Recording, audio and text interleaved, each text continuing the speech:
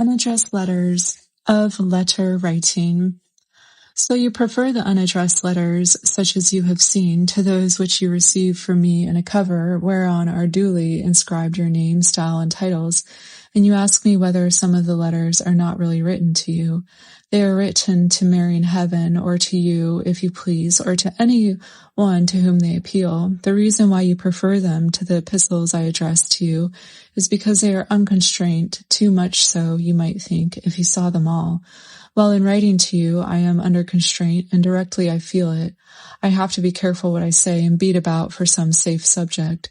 And I abhor gossip and cannot write about my neighbor's cat. I become unnatural, stilted, stupid, boring.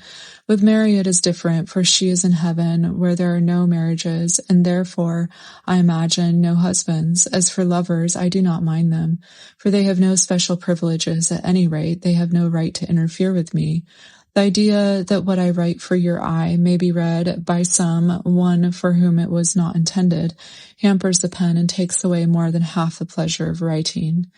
If you answer, you ought not to want to write anything to me that may not be read by the master over my shoulder or by the maid in the kitchen, I say that I do not wish to interfere with the circulation of the Family Herald.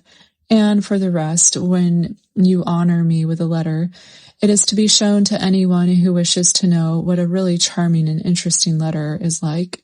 I am blessed with some really delightful correspondence, of whom I would say you are the chief, did I not fear to offend some others, but I cannot help noticing, sometimes with amusement, and sometimes with painful regret, that the character of their letters has a way of changing that, between first and last, may be compared to looking at the landscape through one end of a telescope and then through the other. When I see the field of vision narrowing to something like vanishing point until, in fact, the features of interest are no longer visible, I feel that I too must pass on a magnifying glass before I attempt to describe to you my surroundings, my thoughts, my hopes and fears.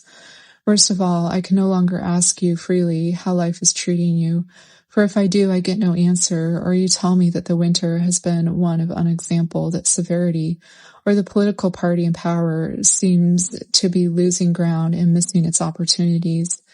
Individuals and parties have been losing opportunities since the days when Joseph lost his coat, always regretting them and always doing it again, because every party and every individual scorns to profit by the experience of another. That, you will tell me, is a platitude beneath a child's notice. I agree with you, and I only mention it in support of my contention that it is better to write what you see or hear or imagine or believe to no one at all than to write delicately with the knowledge that there is a possible Samuel awaiting somewhere about, if not to hew you in pieces, to put inconvenient questions to your friends and give them the trouble of making explanations which are none the less aggravating because they are needless. As a man, I may say that the effort to avoid writing to women everything that can, by a suspicious mind, be twisted into something mildly compromising is more than I am capable of. The thought that one may innocently get a friend into trouble is not amusing. So women, everything that can, by a suspicious mind, be twisted into something mildly compromising is more than I am capable of. The thought that one may innocently get a friend into trouble is not amusing, so pray dismiss from your mind the idea that any of these letters are written to you. They are not, and if they ever recall scenes or suggest situations that seem familiar, that is merely an accident, pure, undiluted fable. Fable is, I fancy, very rare indeed.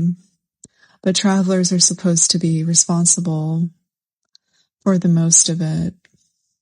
And I am a traveler. On the other hand, almost all fiction is founded on fact, but you know how small a divergence from the letter is sufficient to make the former. If my fiction looks like fact, I am gratified. If at the same time it has awakened your interest and you say it has, that is more than I ever hoped to achieve. A wanderer's life is often beautiful, sometimes strange surroundings, a near insight into the fortunes of men and women of widely differing race, color, and creed, and the difficulty of writing freely and fearlessly to those whose speculations then to hear the dull truth from me. Besides, if I told you the truth, it would only mislead, for you would not believe it.